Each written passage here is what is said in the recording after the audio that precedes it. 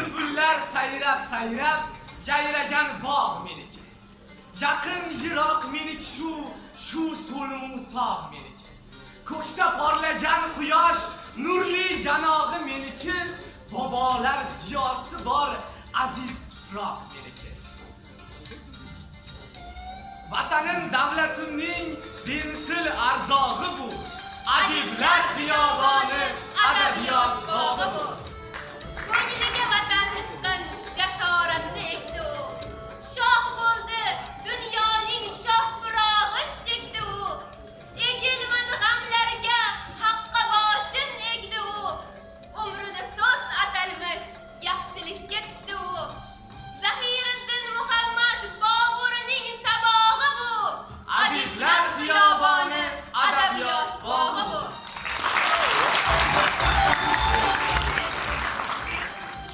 Hurmatli hakamlar hay'ati hamda ishtirokchilar, barchangizga assalomu alaykum. Qarshi xalqaro universiteti millatim faxri jamoasi o'z chiqishlarini boshladi. Birinchi, o'zbek millatiga adabiyotga ulkan hissasini qo'shgan shoir Zahiriddin Muhammad Bobur hazratlariga binoan hayotiga bag'ishlangan ko'rgazmali va badiiy musiqiy chiqishimizni talabalarimiz Zahiriddin Muhammad Bobur malikalar tilida so'zlab berishadi. Marhamat, tomosha qiling.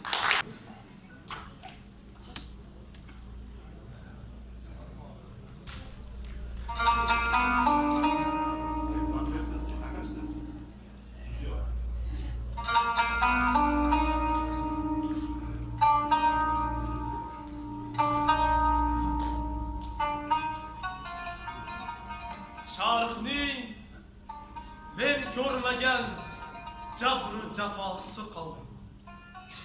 Xasta ko'nglim chekmagan dardu balosi qoldimi? Ey ko'ngilgar Boburul, olamni istar qilma ay. Tengri uchun deb olamning safosi qoldimi?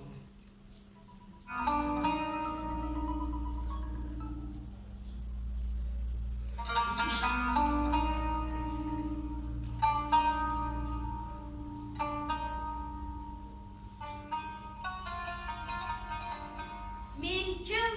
Qutlug' Nigor xonim. Mening farzandim Zahiriddin Muhammad Bobur. Siz 1483-yil Andijonda ikki buyuk sulola, Chingiziylar va Temuriylar sulolasi kesishgan nuqtada dunyoga keldingiz.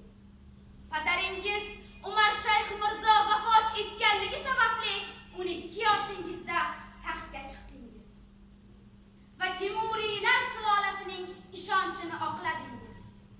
Men volidangiz Qutlug' Nigor xonim mana shunday qiyin kunlarda yoningizda turib sizga ko'mak berdim.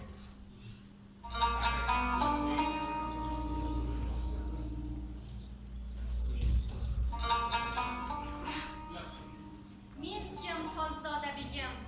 Inim Bobur Mirzo yosh bo'lishiga qaramay, bu mas'uliyatli ishni eplay oldi. 3 marotaba shahri azim Samarqandni zabt etdi. Shayboniyxondek ayyor raqib bilan mardonavor jang qildi. Afsuski, qamal sabab xalq qiynalmasligi uchun sulh tuzishga majbur bo'ldi.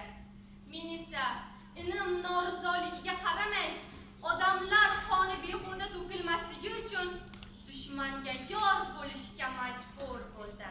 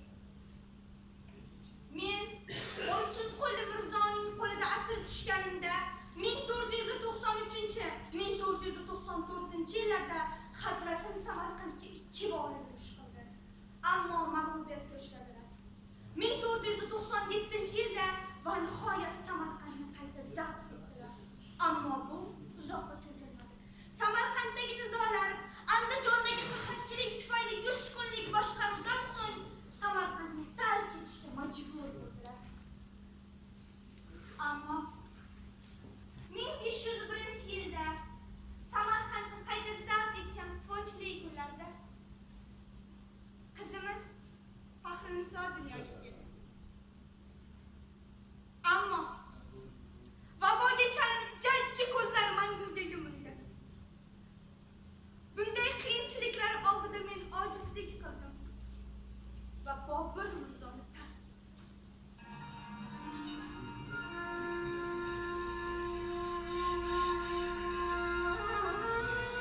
Men kim? Zahiriddin Muhammad Boburning qizi Gulbadan begim. Padarim Hindistonni zabt etayotganlarida dunyoga keldim. Padarim Hindiston yerlarini rivojlantirish, savdo sotiqni yo'lga qo'yish, bog'roqlar yaratish ishlarini amalga oshirdilar. Ulkan Boburiylar saltanatini tuzdilar. Shu bilan bir qatorda avlodlarga dasturi amal bo'lgan harb ishi, musiqa ilmi, mubayyin kabi risolalar tuzdilar. 1530-yilda Firdavs makon hazrat o'tgancha dunyodan rihlat qildilar. Bu vaqtda men faqir 8 yoshda edim.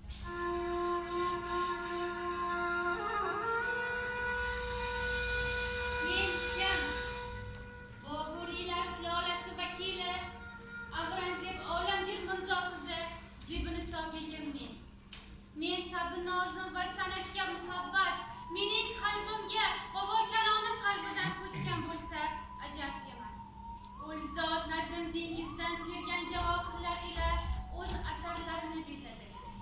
Hazratning Boburnoma asari menga bobo yurtimning shamollarini olib keldi. Nafaqat san'atda, balki ilmda ham beqiyos bo'lgan bobo. Risola-yu Aruzlik ilmiy risola yozdi. Mana shunday mashaqqatli hayoti davomida bobom bir qo'lida qilichni, ikkinchi qo'lida qalamni barobar ishladi. Dardli vatan sog'inchilar yongan yuragidan otilib chiqqan she'rlari haligacha avlodlar tilida va tilida yashab kelmoqda.